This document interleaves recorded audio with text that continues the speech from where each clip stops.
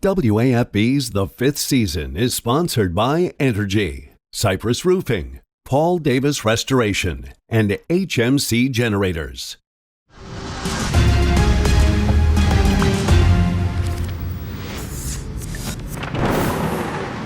Time and time again, we've seen Mother Nature devastate areas across the Gulf Coast.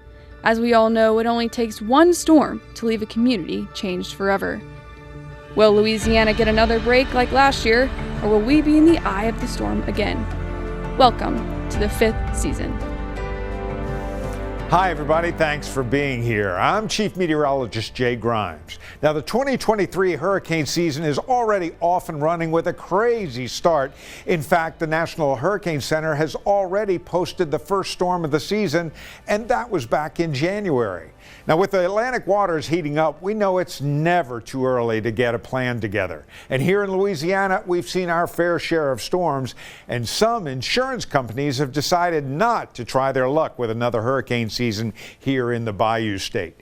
Here's Chris Rosado with a look at what the state is doing to keep you covered. Insurance Commissioner Jim Donnellan says the dominoes started to fall on the insurance crisis back in 2020 when Hurricane Laura tore through southwest Louisiana. It's estimated that between Hurricanes Laura and Hurricane Ida that 800,000 claims were filed and insurers paid out more than $20 billion for losses. And now the cost to keep you covered is nearly 50% higher than the national average. I spoke with some of our state leaders working to fix this problem now that hurricane season is here. According to experts, hurricanes appear to be getting stronger and stronger year after year. And Louisiana is vulnerable every time they come around, taking more hits than she dodges. And for that reason, many home insurance companies are unwilling to write policies that would cover you, simply because the risk is too high, forcing thousands of you, more than ever before, to rely on the state-provided insurance company, Louisiana Citizens. Or worse, drop your insurance altogether, because all of your options are too expensive. All those in favor vote yea, those opposed vote nay. The clerk will open the machines. Members, vote your machines.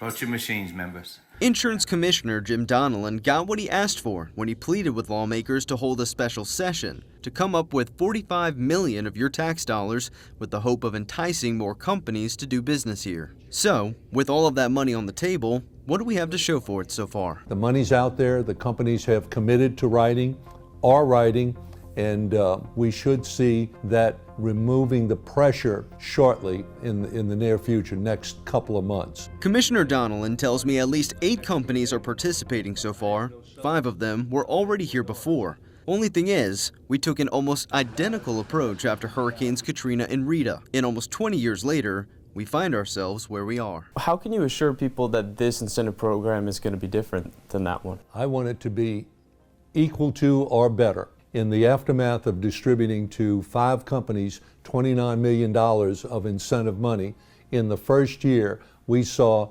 40,000 policies removed from Citizens by those 5 recipients of those grant funds, none of which failed as a result of the business they took on. But the incentive fund, as almost everyone referred to it, is considered a Band-Aid approach. One of the hot-button issues this regular session has been other plans to help with the insurance problem. We could have 100,000, 200,000 fortified roofs out there. One of those is House Republican Gabe Furman's Fortified Roof Program. When a new policy is purchased, it says if your roof is damaged and requires replacement, the insurance company will pay to upgrade it to fortified, which would be things like adding seam tape on the decking, wider drip edge, making sure the shingles around the perimeter are fully adhered and more wind resistant. So, look, this is just one piece of the puzzle when it comes to the fortified discussion. There are also other bills by other lawmakers that are complementary to Representative Furman's. And with Commissioner Donnellan not planning to seek re-election this year, Tim Temple is running for his job,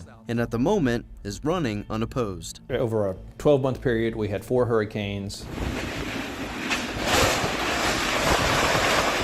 As a result of that, we've had 12 insurance companies or 11 insurance companies go insolvent. And we've had dozens more have just stopped writing business in the state of Louisiana. When you have, a catastrophic event like we did, or a series of them, that's when everybody kind of opens their eyes and says, why do I want to write in Louisiana anymore? Or here's an opportunity for me to exit, and they've taken it. So for every hurricane season, experts say you should first check your coverage and know specifically what you're not covered for. Second, check with the National Flood Insurance Program. And third, take videos of all your valuable belongings inside your home, so if you do become a victim of a storm, you'll have a much better chance of being fully compensated. Chris Rosado, WAFB 9 News. Evacuation orders are becoming increasingly common as hurricanes approach the Gulf Coast. Next, Chief Meteorologist Jay Grymes looks at how the state is preparing to get you out of harm's way. The 5th season is sponsored by HMC Generators. We were in fear of our lives. We weren't sure that, as sturdy as we knew this house to be, we weren't sure in those winds if it would hold together. It was terrifying. And would we do it again? Maybe not.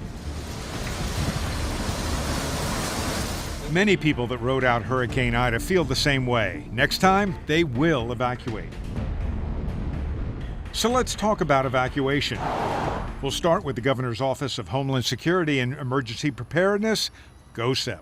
GOSEP's role with evacuation, just like with a lot of the other operations that happen with a storm, is really the coordinating element to make sure that all of the pieces of the operation have the information that they need. Once those evacuations are in place, coordinating with our other state partners to make sure that it's as orderly as we possibly can. Our system works best when it's local decision-making supported at the state. In past years, some evacuations were organized in a zone-by-zone process, starting near the coast and moving inland. Sometimes there's not the timeline necessary to really evaluate and say which zones should we evacuate, and so I believe that's led local officials to looking a little bit more broad in terms of making some of those evacuation calls. When we talk about evacuation, we frequently mention contraflow, all lane flow away from threatened areas. Now, it wasn't implemented for Ida. Is contraflow still on the table? Contraflow is still something that is in the plan because of the time that's required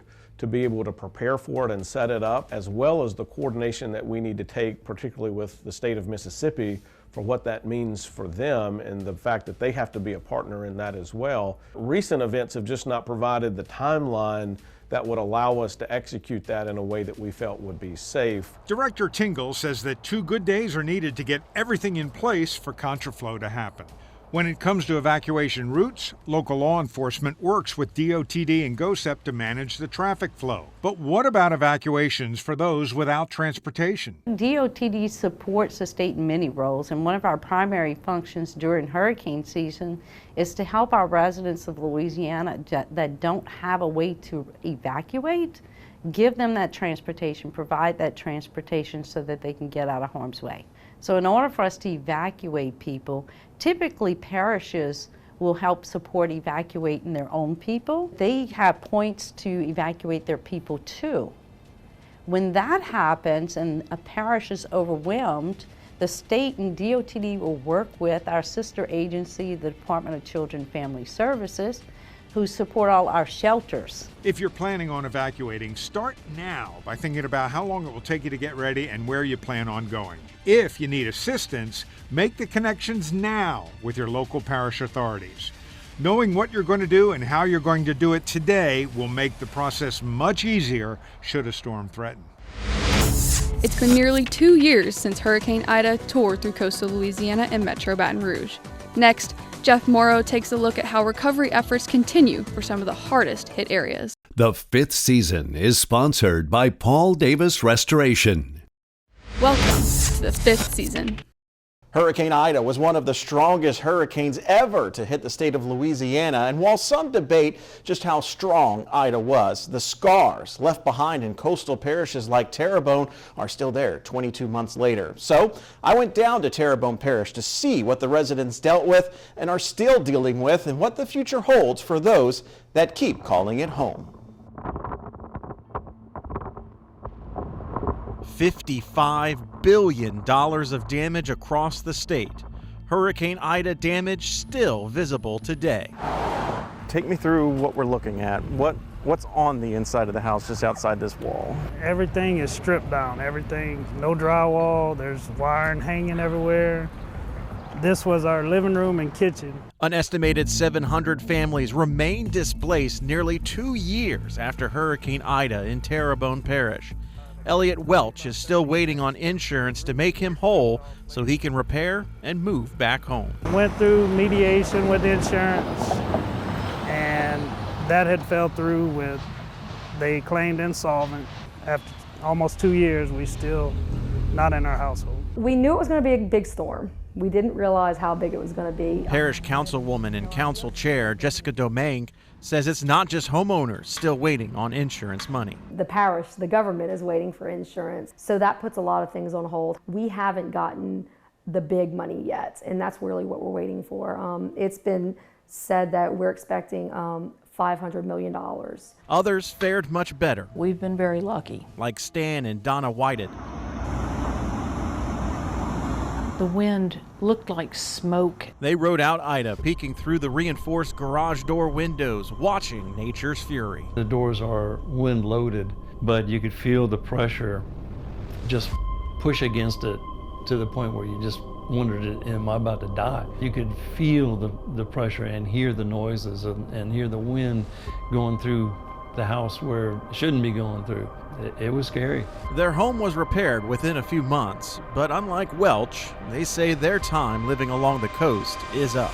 How many more times am I going to be able to survive this and be able to, especially at our age, be able to do all the repairs and keep on living here? Obviously areas like Chauvin and Cocodrie are closer to the Gulf, but how far are we from the Gulf?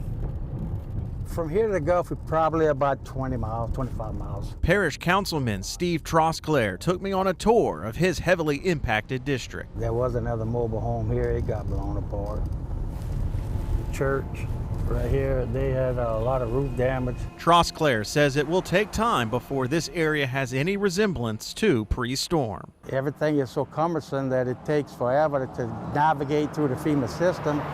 And at the end of the day, you're still not guaranteed anything. People are still waiting on FEMA, got people still waiting on insurance. The parish master plan for recovery is expected to come out later this month, but leaders estimate it could take 10 to 12 years before everything is back to what it was before Ida. This year, El Nino is expected to make an appearance. Next, Jared Silverman will tell you what that might mean for hurricane season. The fifth season is sponsored by Cypress Roofing. It's been 8 years since the Atlantic Basin had a below normal hurricane season. A similar weather pattern that we had that year may be shaping up again this season. What will that mean for the Atlantic and for Louisiana? It's that time of year again when we keep our eyes glued to the Gulf for tropical trouble. But what kind of trouble will we get into this season? The early prognosticators at the National Weather Service, as well as Colorado State, are calling for a near normal to slightly below normal season with 12 to 17 named storms, 5 to 9 of those possibly hurricanes. One of the main reasons why we may avoid a busy season? El Nino. As we move into the season of this being an El Nino year, a lot of folks will mention that it will be a quieter season or a down season. Quiet hurricane seasons sometimes do occur in the Atlantic during stronger El Nino events. The waters are warmer in the Pacific off the coast of South America, creating more wind shear and more atmospheric stability in the Atlantic. Simply put, there are less favorable conditions for tropical development. But meteorologist in charge at the NWS New Orleans, Ben Schott, cautions that the Gulf of Mexico can be more complex than the rest of the Atlantic. The Gulf of Mexico is kind of its own entity, and it can spin up storms with ease in a quick notice, just like we had with Ida and with some other storms. And Louisiana has certainly had its hands full in recent years. The Atlantic has had 7 straight seasons that were at or even well above normal. Even Michael Brennan, the director of the National Hurricane Center, acknowledges Louisiana's recent high activity. We've had 4 hurricanes make landfall in the state of Louisiana since 2020, with Laura, Delta, Ida, Zeta. So we've been no stranger to those impacts here. It only takes one storm to make it a busy season where you live, and the people of Louisiana have certainly experienced that over the past few years. But here is some potentially good news.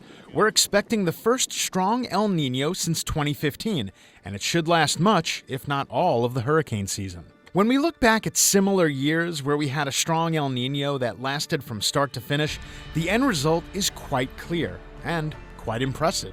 In 1982, 1997, and the last quiet hurricane season of 2015, the total number of named storms were well below normal. In fact, in 2015, the Gulf of Mexico was almost completely inactive, with only one named tropical storm, Bill, which made a Texas landfall. Nothing in Louisiana that season. However, we should note that Louisiana has had direct hits from storms during these strong El Niños. In 1982, only 5 named storms formed in the Atlantic, and one of those, Tropical Storm Chris, impacted the Louisiana coast. We again had a bit of bad luck in 1997 when Category 1 Hurricane Danny made landfall near New Orleans. Louisiana is still reeling from the likes of Hurricanes Laura, Delta, Zeta, and Ida. One thing is for sure, even in a quiet hurricane season, it only takes one to impact our lives, our loved ones, and our communities. Though we've been through many battles here over the last couple of years, we have to be ready for the next one. The bottom line is that a strong El Nino pattern does typically weaken the activity of the Atlantic hurricane season, but there are always exceptions to the rule, and we must always stay hurricane ready. Experiencing hurricane force winds since about 11:30. You trust WAFB to get you through hurricane season. Next, Dr. Steve Caparotta takes a look back at the memorable moments we've seen over the last 70 years. The 5th season is sponsored by Entergy. Welcome to the 5th season. WAFB is celebrating 70 years of service to our community. So much has changed during that time. The people, the look, and even the way that you watch our broadcasts. But one thing that stayed constant is our commitment to get you through some of the worst that Mother Nature has to offer. From Betsy in 1965 to Ida in 2021. All these winds are just picking up. And if it's 2 words I can use to describe it, that's strong and fierce. Let's give you kind of a unique look at Ida. We've been through the storms together. It is a mandatory evacuation by order of the San Maria Pass Civil Defense Director. When Andrew knocked out power to so much of the area, including here at WAFB, the likes of Donna Britt kept you updated from a makeshift set in our newsroom. If you're hearing this, if you're seeing this message, it's not too late to evacuate. I strongly encourage you to do so. One of the biggest winds to hit Baton Rouge since Betsy arrived in 2008 with Gustav. Where is the top of the pump? What could it be? It is in the middle of the street. Chief Meteorologist Jay Grymes helped guide us through the chaos. Make sure everybody's holding on back there. It's going to get a little bumpy. On a personal level, some of the most memorable moments happened when I was out on the road. It's just after 2 a.m. here in Daphne, Alabama. We've been without power since 9 o'clock last night, experiencing hurricane force winds since about 11:30. The track right now has it close to the mouth of the river. And an unforgettable encounter in New Orleans after Katrina. They told us that anywhere from 6 to maybe 8 officers were now hoarding goods of all sorts on the 10th floor. Are you a New Orleans police officer? Yes, sir. Excuse me. Do you have a badge? And just last year, a flight into Hurricane Ian, a storm that would prove to be the deadliest in Florida in nearly 90 years. More than 4 hours into our mission now, we've made it into the eye of Hurricane Ian, as evidenced by the sunshine that you can see out the windows here on the flight deck. But it's hard to talk about storms through the years without mentioning what happened in 2016. Almost certainly historic flooding. It may not have had a name, but for many in our area, it was the worst. Oh! Okay, Brandon. Glad you made it. Through those difficult times, some of the faces here have changed, but our commitment remains to you, our viewers. Now that was a quick look back at some of the more memorable storms we've covered here at WAFB. If you missed our 70th anniversary special with a more in-depth look back at the history of our station, you can stream that on our website. Thanks, Steve. Now, after decades of coverage, one thing that's changed is your ability to get in touch with us. You often become our eyes and ears, especially when severe weather strikes.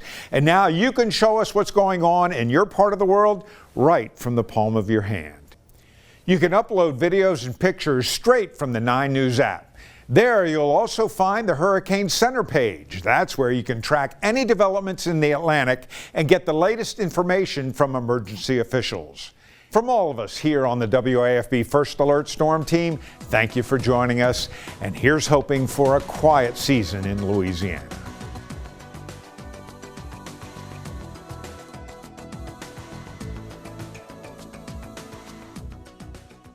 WAFB's The Fifth Season has been sponsored by Entergy, Cypress Roofing, Paul Davis Restoration, and HMC Generator.